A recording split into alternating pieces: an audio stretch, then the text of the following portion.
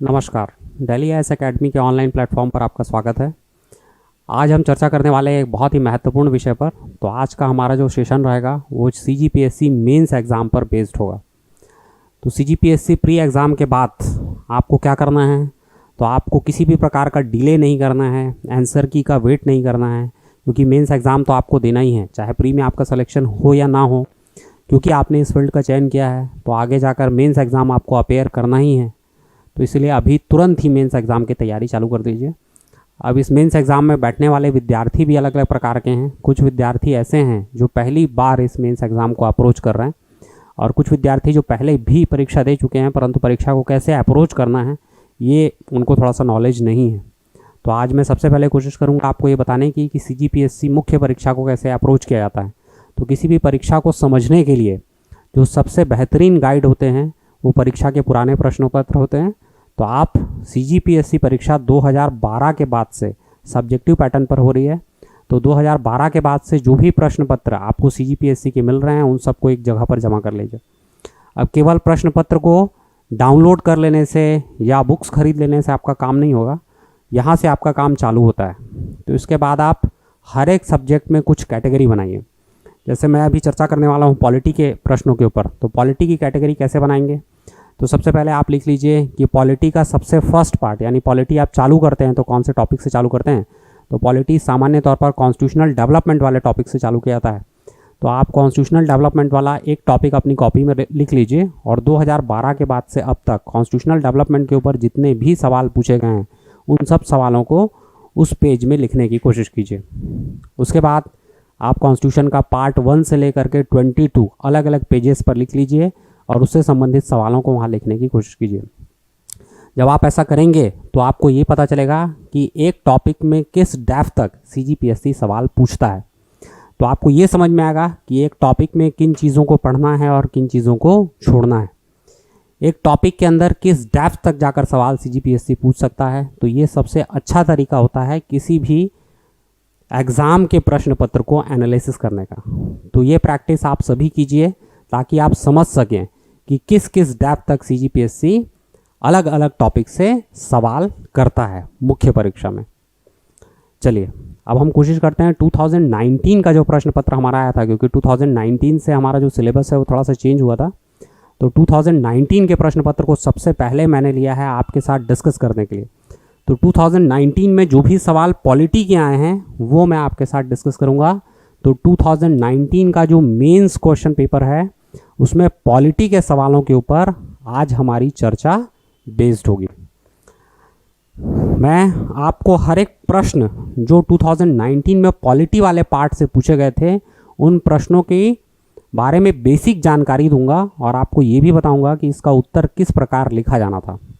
देखिए, अगर मैं 2 मार्कर क्वेश्चन की बात करूं तो 2 मार्कर क्वेश्चन में वायसराय और गवर्नर जनरल में अंतर के ऊपर एक सवाल आया था, explain the difference between viceroy and governor general. अगला क्वेश्चन था नाम मात्र की कार्यपालिका का अर्थ बताइए, explain the meaning of nominal executive. और तीसरा प्रश्न था संवैधानिक संकट का अर्थ बताइए, explain the meaning of constitutional crisis. चलिए इन तीनों प्रश्नों के ऊपर हम अपनी चर्चा आरंभ करते हैं। तो पहला, वायसराय और गवर्नर जनरल में अंतर बताइए। तो वायसराय और गवर्नर जनरल में अगर मैं अंतर की बात करूं तो ये इतिहास चालू होता है उस समय से जब अंग्रेजों ने बंगाल के ऊपर अपना संपूर्ण नियंत्रण किया था। बंगाल के ऊपर नियंत्रण के लिए अंग्रेजों ने 2 इम्पॉर्टेंट बैटल लड़े।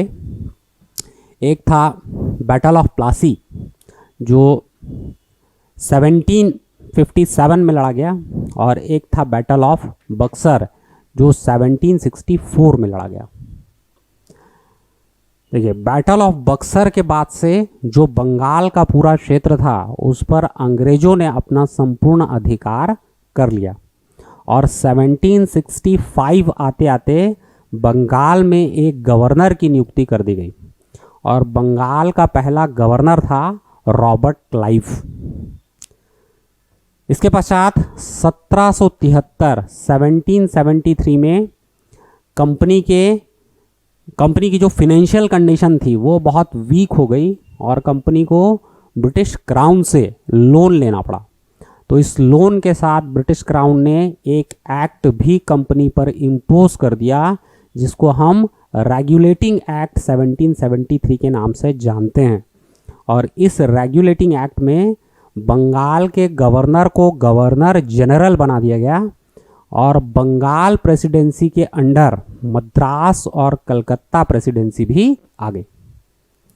इसके बाद 1833 के चार्टर एक्ट के समय बंगाल के गवर्नर जनरल को भारत का गवर्नर जनरल बना दिया गया और भारत के पहले गवर्नर जनरल थे लॉर्ड विलियम बेंटिक। और इसके पश्चात 1857 के रिवोल्ट की पृष्ठभूमि धीरे धीरे तैयार होने लगी। 1853 जो अंतिम चार्टर के रूप में पहचाना जाता है, इसमें अंग्रेजों ने कई सुधार किए, नामजदगी के सिद्धांत को खत्म करने की घोषणा कर दी, प्रतियोगिता परीक्षा आरंभ करने की घोषणा कर दी और इसके साथ ही लेजिस्लेचर के फॉर्मेशन की घोषणा भी कर दी। किंतु उसके बाद भी 1857 का रिवोल्ट हुआ और इस रिवोल्ट के बाद भारत की संपूर्ण व्यवस्था बदल दी गई। 1858 में अंग्रेजों ने एक एक्ट पास किया जिसको 1858 गवर्नमेंट ऑफ इंडिया एक्ट बोला जाता है और इस एक्ट के माध्यम से संपूर्ण भारत की प्रशासनिक व्यवस्था में अमूलचूल परिवर्तन कर दिया गया और पूरा इंडियन गवर्नेंस अब कंपनी के हाथ से वापस लेकर क्राउन के हाथ में दे दिया गया और अब गवर्नर जनरल क्राउन के प्रतिनिधि के रूप में पहचाना जाने लगा और गवर्नर जनरल को एक और नाम वायसराय मिल गया। अब गवर्नर जनरल वो व्यक्ति तब कहलाता था जब वो एग्जीक्यूटिव फंक्शन परफॉर्म करता था और वायसराय तब कहलाता था जब वो क्राउन के रिप्रेजेंटेटिव के रूप में किसी भी देशी रियासत के साथ कोई संधि समझौता या बातचीत करता था। भारत का ऐसा पहला व्यक्ति जो गवर्नर जनरल और वायसराय दोनों की भूमिका में रहा वो था लॉर्ड कैनिंग। तो लॉर्ड कैनिंग एक ऐसे अंग्रेज अधिकारी थे जिन्होंने वायसराय और गवर्नर जनरल दोनों की भूमिका का निर्वहन किया। तो इसमें वायसराय और गवर्नर जनरल में अंतर बेसिकली उसी समय से पूछा जा रहा है। तो यहाँ पर आप बता सकते हैं कि 1858 के एक्ट के बाद भारत की प्रशासनिक व्यवस्था में अमूलचूल परिवर्तन आया और लॉर्ड कैनिंग वायसराय और गवर्नर जनरल दोनों पद नाम से पहचाने जाने लगे। लॉर्ड कैनिंग वायसराय तब कहे जाते थे जब वो ब्रिटिश क्राउन के प्रतिनिधि के रूप में किसी प्रिंसी स्टेट के साथ बात या किसी प्रकार का संधि समझौता करते थे और गवर्नर जनरल तब कहलाते थे जब वो भारत के एग्जीक्यूटिव चीफ के रूप में अपना फंक्शन परफॉर्म करते थे। तो ये अंतर हो गया वायसराय और गवर्नर जनरल के बीच में। बहुत ही आसान सवाल है, बस लिखने का तरीका आपका बेहतर होता तो इसमें अधिक नंबर लाए जा सकते थे। चलिए अगला प्रश्न है, नाम मात्र की कार्यपालिका का अर्थ बताइए। Explain the meaning of nominal executive. देखिए जैसे ही ये शब्द आप सुनते हैं नाम मात्र की कार्यपालिका, तो सबसे पहले आपके दिमाग में आना चाहिए कि नाम मात्र की कार्यपालिका किस तरीके के गवर्निंग सिस्टम में हम देखते हैं, यानी नॉमिनल एग्जीक्यूटिव किस प्रकार के गवर्निंग सिस्टम में दिखाई देती है। तो जब आप देखेंगे तो प्रोमिनेंटली वर्ल्ड में दो प्रकार के गवर्नेंस के सिस्टम चलते हैं, एक प्रेसिडेंशियल गवर्नेंस सिस्टम और दूसरा पार्लियामेंट्री गवर्नेंस सिस्टम यानी संसदीय शासन व्यवस्था। तो जब भी हम बात करते हैं नाम मात्र की कार्यपालिका की, तो ये व्यवस्था किस तरफ हमको डिनोट कर रही है, तो वहां पर संसदीय शासन व्यवस्था है। तो जैसे ही वो नाम मात्र की कार्यपालिका की बात कर रहा था तो आपको लिखना था जिन भी देशों में संसदीय शासन व्यवस्था जैसी शासन प्रणाली पाई जाती है उनमें सामान्यतः सत्ता के दो प्रमुख होते हैं। सत्ता का एक प्रमुख वह व्यक्ति होता है जो नाम मात्र का प्रमुख कहलाता है। हालांकि सारे के सारे गवर्निंग फंक्शंस इसके नाम से ही हुए कहे जाते हैं, परंतु ये सत्ता का वास्तविक प्रमुख नहीं होता और इसमें एक वास्तविक कार्यपालक होता है जो सत्ता का वास्तविक प्रमुख होता है। इस प्रकार की व्यवस्था प्रोमिनेंटली भारत और ब्रिटेन जैसे देशों में है, जहां पर सत्ता के दो प्रमुख हैं। भारत में नाम मात्र के सत्ता के प्रमुख भारत के राष्ट्रपति, जबकि ब्रिटेन में ब्रिटेन की महारानी या ब्रिटेन की रॉयल फैमिली का कोई सदस्य होता है। और दूसरा, दोनों ही देशों में प्रधानमंत्री होते हैं जो काउंसिल ऑफ मिनिस्टर के चीफ होते हैं और यही वास्तविक कार्यपालक के रूप में अपनी भूमिका का निर्वहन करते हैं। तो यहाँ पे आपको सबसे पहले संसदीय शासन व्यवस्था के बारे में थोड़ी जानकारी देनी थी और इसके बाद आपको नाम मात्र के प्रमुख के बारे में बता देना था। तो बहुत ही आसान सवाल था। अगला सवाल है, संवैधानिक संकट का अर्थ बताइए। Explain the meaning of constitutional crisis. देखिए, जब मैं वर्ड यूज करता हूं कॉन्स्टिट्यूशनल क्राइसिस, तो इसका बेसिक मीनिंग क्या है। देखिए, कॉन्स्टिट्यूशनल क्राइसिस कब आएगी, तो कॉन्स्टिट्यूशनल क्राइसिस उस समय आएगी जब कोई ऐसा विषय हमारे सामने आ जाए जिसके बारे में या तो संविधान मौन है, कुछ नहीं कह रहा है, या तो संविधान में लिखी गई बातों का सही अर्थ निकालना संभव न हो रहा हो।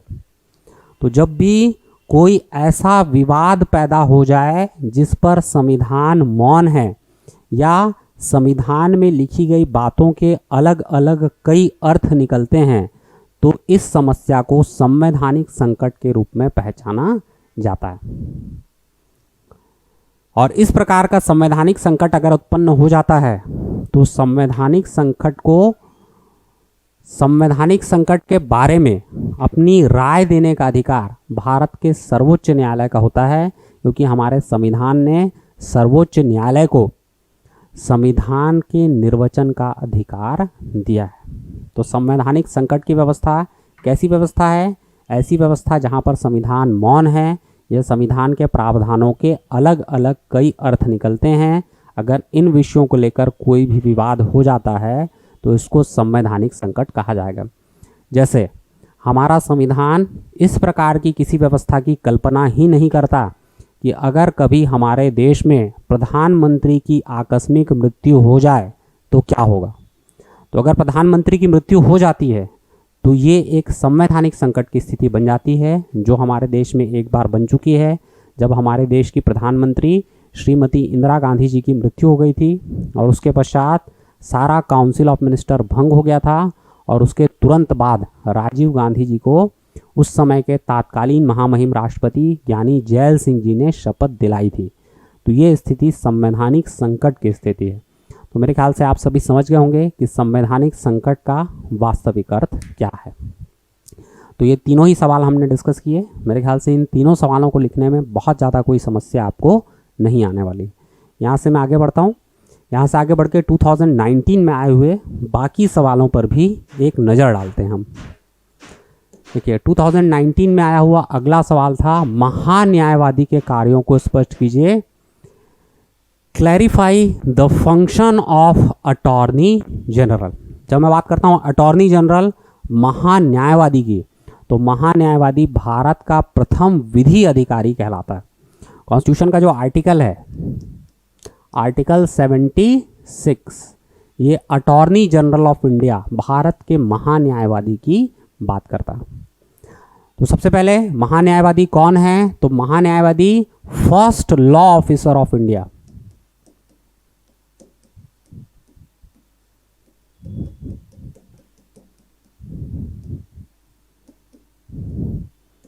भारत का प्रथम विधि अधिकारी है।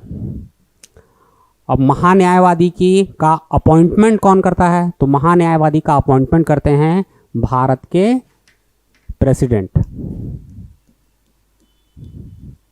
प्रेसिडेंट ऑफ इंडिया अपॉइंट करते हैं महान्यायवादी को। अब महान्यायवादी की एलिजिबिलिटी, योग्यता क्या होती है? अगर मैं इसकी योग्यता की बात करूं तो वह व्यक्ति जो भारत के सर्वोच्च न्यायालय का न्यायाधीश बनने की योग्यता रखता है वह भारत का महान्यायवादी बनाया जा सकता है। तो न्यायाधीश बनने की योग्यता क्या है? तो पहला होना चाहिए सिटीजन ऑफ इंडिया, यानी वह व्यक्ति भारत का नागरिक होना चाहिए, और या तो 10 वर्ष तक वो एज ए एडवोकेट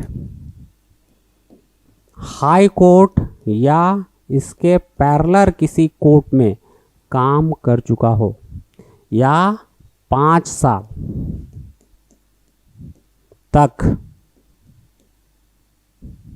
जज के रूप में अपनी सेवाएं दे चुका हो, जो हाई कोर्ट या उसके समकक्ष किसी न्यायालय में हो, तो वो सुप्रीम कोर्ट का जज बनाया जा सकता है। तो ऐसे सारे व्यक्ति जो सुप्रीम कोर्ट के जज बनने की योग्यता रखते हैं, उनको अटॉर्नी जनरल ऑफ इंडिया भी बनाया जा सकता है।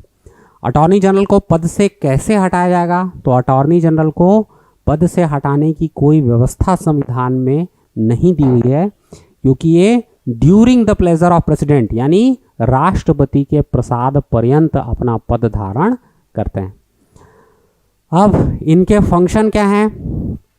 तो महान्यायवादी यानी अटॉर्नी जनरल को सभी विधिक मामलों में भारत सरकार को भारत के किसी भी न्यायालय में रिप्रेजेंट करने का अधिकार होता है, यानी वो भारत सरकार को भारत के किसी भी न्यायालय में उसका प्रतिनिधित्व एक विधि अधिकारी के रूप में कर सकते हैं, और इसके साथ वे सारे काम इनको करने हैं जो राष्ट्रपति इनको करने के लिए कहें।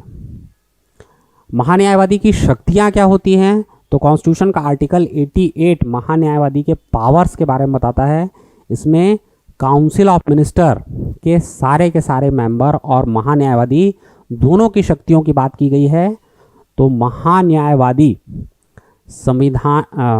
संसद के किसी भी सदन में उपस्थित हो सकता है, अपनी बात कह सकता है, या किसी भी संसदीय समिति में शामिल हो सकता है, परंतु संसद के किसी भी सदन या किसी भी संसदीय समिति पार्लियामेंट्री कमेटी में वोटिंग करने का राइट महान्यायवादी को नहीं होता।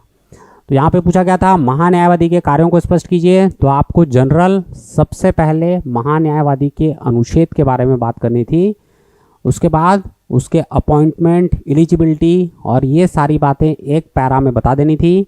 नेक्स्ट पैरा में आपको महान्यायवादी के कार्यों के बारे में जानकारी दे देनी थी, और अंतिम पैरा में उसके शक्तियों की जानकारी दे देनी थी। तो बहुत ही आसान सवाल था। अगर इस पैटर्न पर आप इसका उत्तर लिखते तो आपको पूरे नंबर मिलने की संभावना थी। चलिए यहाँ से आगे बढ़ता हूँ मैं, और अगले सवाल के ऊपर आपसे चर्चा करता हूँ। अगला सवाल है, प्रशासन पर संसदीय नियंत्रण की विवेचना कीजिए। तो पहले ही मैंने आपको बताया कि भारत एक ऐसा देश है जहाँ पर संसदीय शासन व्यवस्था पाई जाती है। जब मैं बात करता हूँ संसदीय शासन व्यवस्था की, तो इसका पहला लक्षण है कि कार्यपालिका विधायिका से चुनी जाती है और विधायिका के प्रति उत्तरदायी होती है। कार्यपालिका में वही पार्टी रह सकती है, अस्थायी कार्यपालिका की बात कर रहा हूँ, जिसके पास संसद में बहुमत हो। तो ऐसे में अगर मैं प्रशासन पर यानी एग्जीक्यूटिव पर पार्लियामेंट के कंट्रोल की बात करूं, तो एग्जीक्यूटिव पर पार्लियामेंट का कंट्रोल किन माध्यमों से होगा? तो कुछ माध्यम मैं यहाँ पर लिख देता हूँ जिससे एग्जीक्यूटिव पार्लियामेंट को कंट्रोल करती है। तो पहला माध्यम हो जाएगा इसके माध्यम से, तो संसद की जो प्रक्रिया होती है, प्रोसेस ऑफ पार्लियामेंट। तो प्रोसेस ऑफ पार्लियामेंट में क्या क्या है? प्रोसेस ऑफ पार्लियामेंट में सबसे पहले प्रश्नकाल है, क्वेश्चन आवर है। तो आप जब संसद चालू होती है सुबह 11 बजे से लेकर के 12 बजे तक का जो समय रहता है वो प्रश्नकाल का समय होता है। इसमें 3 प्रकार के प्रश्न पूछे जा सकते हैं। पहला प्रश्न है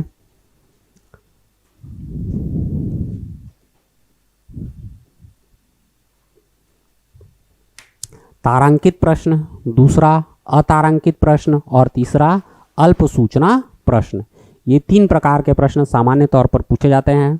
इसके अलावा एक शून्यकाल होता है जो भारतीय संसद का नवाचार है। शून्यकाल के दौरान भी आप बहुत सारे अलग अलग प्रश्न जिनके बारे में पहले जानकारी देने की आपको आवश्यकता नहीं है वो सारे प्रश्न पूछ सकते हैं। तारांकित प्रश्न ऐसे प्रश्न होते हैं जिनको मौखिक रूप से पूछा जाता है और मौखिक रूप से इसका जवाब मंत्री से लिया जाता है। अतारांकित प्रश्न ऐसे प्रश्न होते हैं जिनको लिखित रूप से पूछा जाता है और इनका जवाब भी लिखित में मिलता है। जो तारांकित प्रश्न होते हैं इनके ऊपर सप्लीमेंट्री क्वेश्चन पूछे जा सकते हैं, किंतु अतारांकित प्रश्नों पर सप्लीमेंट्री क्वेश्चन, नॉन स्टार्ट पर सप्लीमेंट्री क्वेश्चन नहीं हो सकते। अल्प सूचना प्रश्न, शॉर्ट टर्म क्वेश्चन ऐसे क्वेश्चंस हैं जिनको 15 दिन से कम की सूचना पर पूछा जा सकता है। तो ये तो बात हो गई प्रश्नों की। अब प्रश्नों के बाद विभिन्न प्रकार के प्रस्ताव, मोशन और रेजोल्यूशन भी हाउस में लाए जाते हैं। इसमें नो कॉन्फिडेंस मोशन, इसमें कॉलिंग अटेंशन मोशन, इसमें एडजर्नमेंट मोशन, इसमें सेंसर मोशन, इसमें प्रिविलेज मोशन, ऐसे अलग अलग कई मोशन होते हैं जिसके माध्यम से सरकार से सवाल पूछे जाते हैं और सरकार को इनका जवाब देना पड़ता है। तो ये सब माध्यम हैं जिससे हमारी संसद हमारे प्रशासन के ऊपर नियंत्रण रखती है। इसके अलावा दूसरा माध्यम है पार्लियामेंट्री कमेटीज।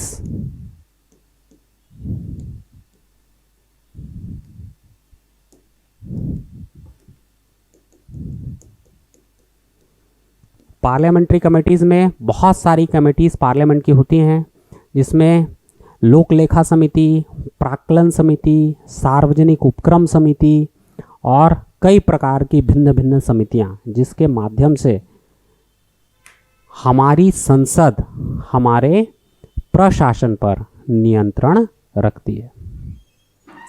इसके अलावा दूसरा माध्यम होता है बजट।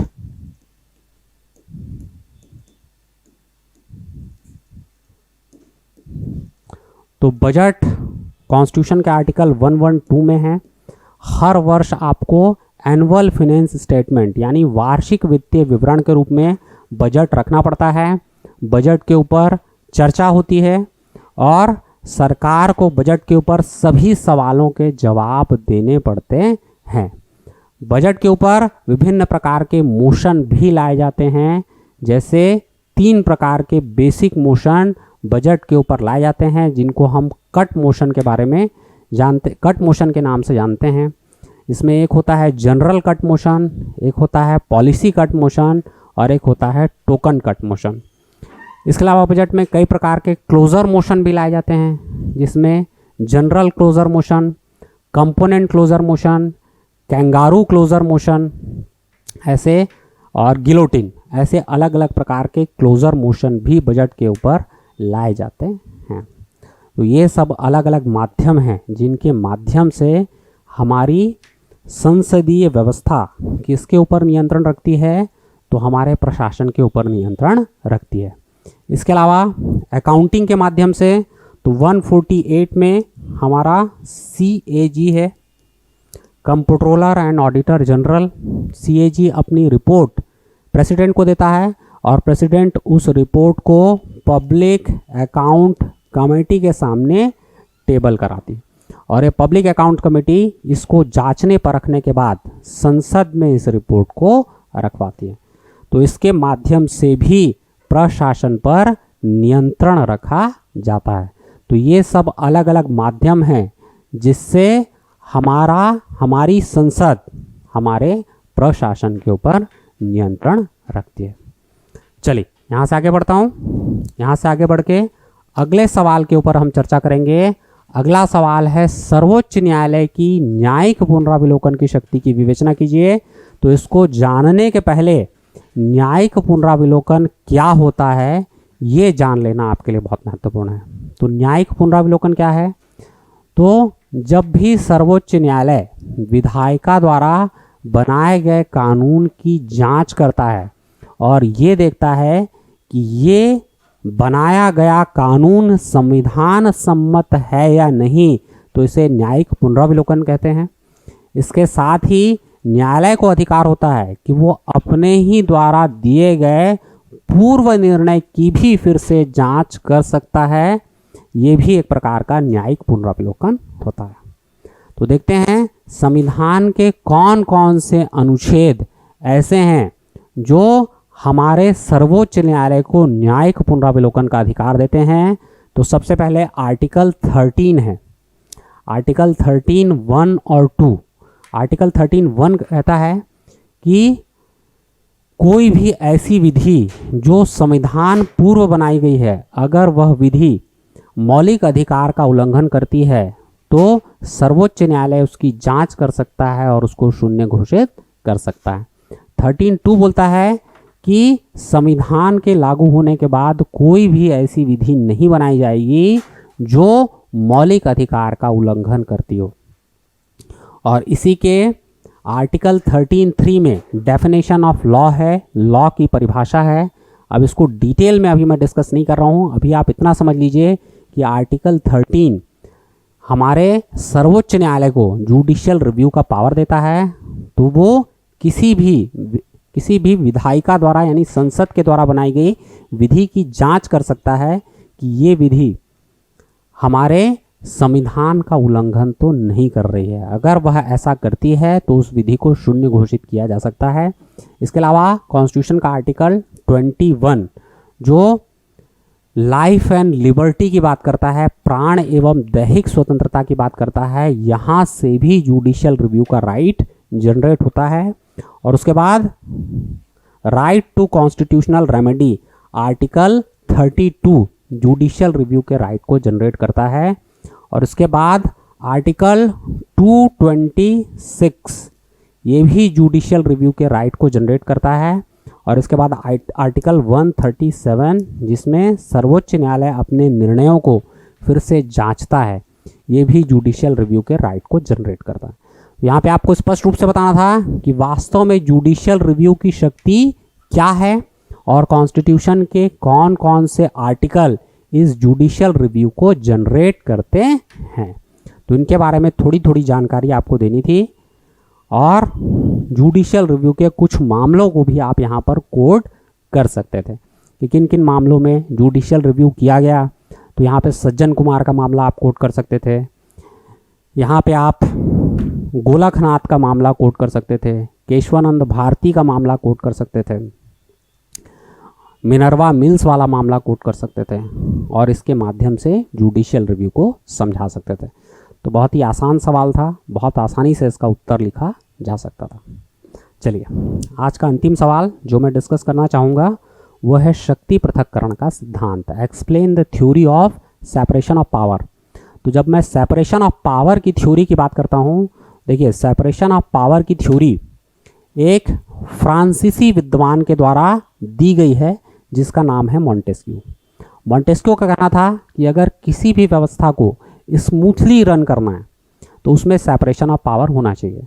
तो सामान्यतः किसी भी व्यवस्था को रन करने के लिए 3 बेसिक इंस्टीट्यूशन की आवश्यकता होती है, जिसमें एक होता है लेजिस्लेचर, एक होता है एग्जीक्यूटिव और एक होता है जुडिशरी। अब किसी भी व्यवस्था को बेहतर तरीके से चलाने के लिए ज़रूरी है कि इन तीनों के बीच में पावर कॉन्फ्लिक्ट ना हो, यानी तीनों एक दूसरे के अधिकार क्षेत्र में प्रवेश न करें। अब हम देखते हैं भारत की स्थिति को। तो भारत में जैसा कि मैंने बार बार दोहराया है कि भारत में जो गवर्निंग सिस्टम है, जो व्यवस्था है, वो संसदीय शासन व्यवस्था है, पार्लियामेंट्री गवर्नेंस सिस्टम।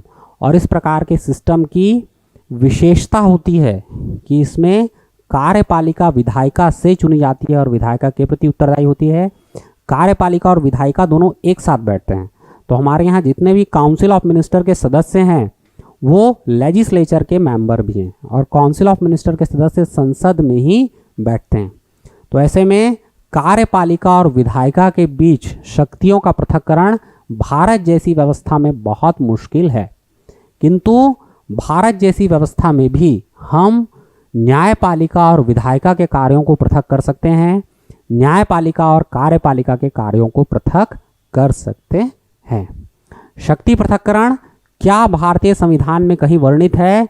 तो जी हाँ, भारतीय संविधान का आर्टिकल 50 अनुच्छेद 50 शक्ति पृथक्करण की बात करता है और ये बोलता है कि हमको कार्यपालिका और न्यायपालिका की शक्ति को पृथक पृथक करना चाहिए। हमको ये ध्यान देना चाहिए कि न्यायपालिका और कार्यपालिका दोनों एक दूसरे के जुरिस्डिक्शन अधिकार क्षेत्र में प्रवेश न करें। तो आपसे पूछा गया था शक्ति पृथक्करण के सिद्धांत को समझाइए। तो सबसे पहले आपको बताना था फर्स्ट पैरा में कि शक्ति पृथक्करण का सिद्धांत फ्रांसीसी विद्वान मॉन्टेस्क्यू के द्वारा प्रोनाउंस किया गया था। और मॉन्टेस्क्यू कहते हैं कि किसी भी देश में, किसी भी देश के गवर्निंग सिस्टम में 3 मेजर इंस्टीट्यूशन होते हैं, जिसमें कार्यपालिका, न्यायपालिका और विधायिका होती है। शक्ति पृथक्करण का मतलब है कि कार्यपालिका, न्यायपालिका और विधायिका तीनों अपना अपना कार्य करें और तीनों ही एक दूसरे के जुरिस्डिक्शन में प्रवेश ना करें। इसे हम कहते हैं शक्ति पृथक्करण। उसके बाद आपको बताना था कि भारतीय व्यवस्था के अनुच्छेद 50 में, भारतीय संविधान के अनुच्छेद 50 में शक्ति पृथक्करण की बात की गई है, जिसमें हम कार्यपालिका और न्यायपालिका के बीच शक्तियों के पृथक्करण की बात करते हैं। और उसके बाद ये भी आपको स्पष्ट करना था कि भारत एक संसदीय शासन व्यवस्था वाला देश है, जहाँ पे absolute separation of power establish नहीं किया जा सकता, क्योंकि संसदीय शासन व्यवस्था एक ऐसी व्यवस्था होती है जिसमें कार्यपालिका विधायिका से चुनी जाती है और विधायिका के प्रति उत्तरदायी होती है। ऐसे में भारत जैसी व्यवस्था में कार्यपालिका और विधायिका के कार्य लगभग एक जैसे हैं और एक दूसरे में समाहित हैं। वैसे हम कार्यपालिका और विधायिका के बीच तो शक्ति पृथक्करण भारत में स्थापित नहीं कर सकते, परंतु कार्यपालिका और न्यायपालिका और विधायिका के बीच में शक्ति पृथक्करण भारत में भी स्थापित किया जाना संभव है। और इसके साथ आपको इस उत्तर को समाप्त करना था। तो सभी प्रश्न जो आपके 2019 के पीएससी में पॉलिटी वाले भाग से पूछे गए, वो सारे के सारे प्रश्न बहुत आसान से और आसानी से उसका उत्तर आप लिख सकते थे बिना किसी दिक्कत और परेशानी के। तो मैंने आपसे कुछ सवाल डिस्कस किए। मैंने आपको ये भी बताया कि किस तरीके से आपको अपनी तैयारी आरंभ करनी है। तो सबसे पहले प्रश्नों को कैटेगराइज कीजिए और उसके बाद एक बार पूरे के पूरे सिलेबस का रीडिंग कर लीजिए और उसके बाद राइटिंग प्रैक्टिस चालू कीजिए। मुख्य परीक्षा में पास होने के लिए सबसे महत्वपूर्ण है लिखना। आप जितना ज़्यादा लिखेंगे उतने बेहतर तरीके से क्वेश्चन को स्ट्रक्चर कर पाएंगे और आपकी लेखन शैली, राइटिंग स्किल डेवलप होती जाएगी। तो लगातार लिखते रहिए और हमारे साथ बने रहिए। धन्यवाद।